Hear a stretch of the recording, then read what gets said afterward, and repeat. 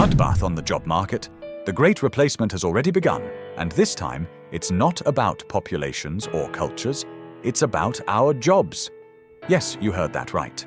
Work, the very foundation of our lives, is disappearing before our eyes.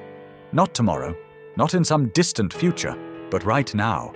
It's a silent, relentless transformation that touches every sector and redefines our place in society. So tell me, if your job disappeared tomorrow, replaced by a machine, what would you do?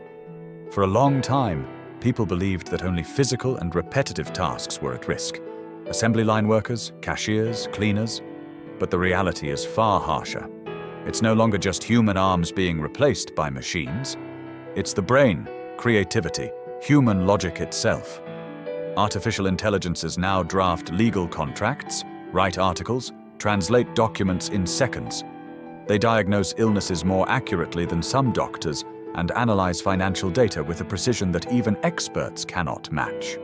In administrative roles, AI already outperforms humans in 80% of standard cognitive tasks.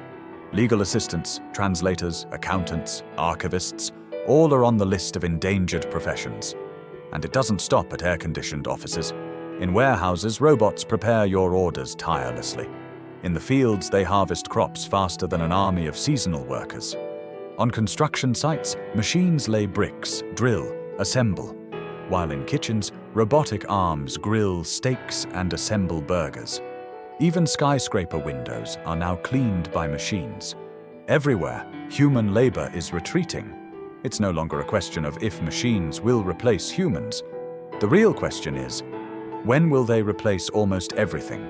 And more importantly, what happens afterwards? A different kind of revolution. Throughout history, industrial revolutions have always destroyed jobs, but they've also created new ones. Steam, electricity, computing, each breakthrough opened new opportunities. But this time, the difference is crucial. Artificial intelligence doesn't just multiply the strength of our arms, it replaces thought, reflection, decision-making. That's why we call it a bloodbath, because this wave leaves almost no sector untouched. Healthcare, agriculture, hospitality, construction, logistics, finance, all are being reshaped.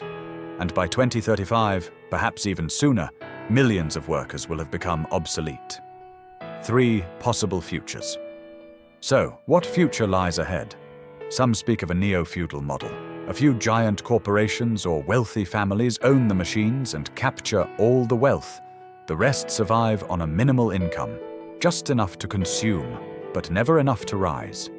We no longer trade our labor, but our data, our attention, our compliance. Another, more optimistic scenario imagines redistribution. Machines belong to everyone, managed by cooperatives or states. The benefits of automation are shared through a universal technological dividend. In this world, no one is employed in the traditional sense, but everyone enjoys the abundance generated by technology. Finally, the most utopian vision, the age of programmed abundance. Automation becomes so efficient that everything costs virtually nothing.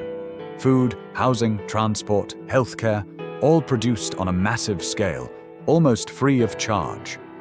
Capitalism, as we know it, collapses, replaced by a system where profit and money lose their purpose.